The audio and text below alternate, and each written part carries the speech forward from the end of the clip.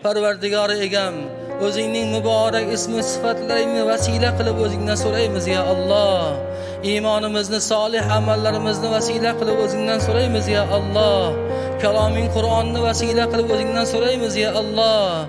Habibimiz Muhammad Mustafa sallallohu alayhi va sallamni vasila qilib o'zingdan so'raymiz ya Alloh.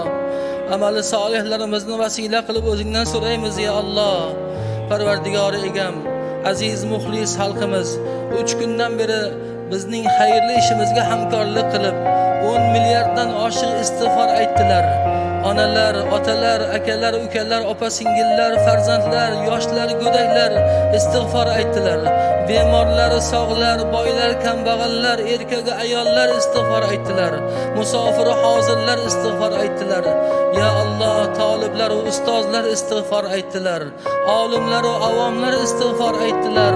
Allohumma taqabbal minna ya Mawlana innaka antas samiul alim. Parvardigor olam, o'zing bu istig'forlarimizni dargohingda qabul ayla. Ya Alloh, Qur'onda va'da qilgansan. Man jaa bil hasanah falahu ashru amsalha. Kim bir yaxshilik qilsa, unga 10 barobar ko'paytirib beraman degansan. Bizning bu ojizlik ila, xokisorlik ila, gunohlarimizdan qo'rqqan holda, bo'yinlarimizni ekkan holda, qalblarimizni huzun egallagan holda ya Alloh, o'zingga ojizlik ila xalqimiz bilan aytgan 10 milliarddan oshiq istig'forimizni 100 milliarddan ziyod istig'forlar, behisob istig'forlar o'rnida qabul ayla ya Alloh.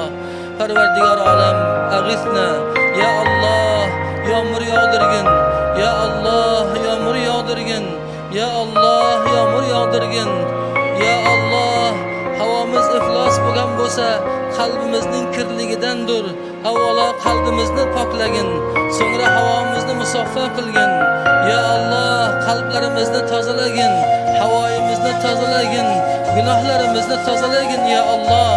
Parvardigor olam, butun jamoat ila, o'zingning muxlis bandalaring ila, xokisorlik ila qo'llarimizni senga ko'tarib, Rasuling sallallohu alayhi va sallamga ergashgan holda, u zotning sunnatlarini ihyo qilgan holda, salatul istisqodan so'ng, uning xutbasidan so'ng, tahvili ridoni sunnatga ergashib qilgandan so'ng, duoga, istig'forga qo'limizni ochib o'zingdan so'rayapmiz.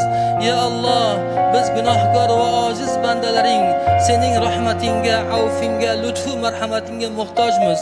Bizlarni kechirgin ya Alloh. Bizlarni avf etgin ya Alloh.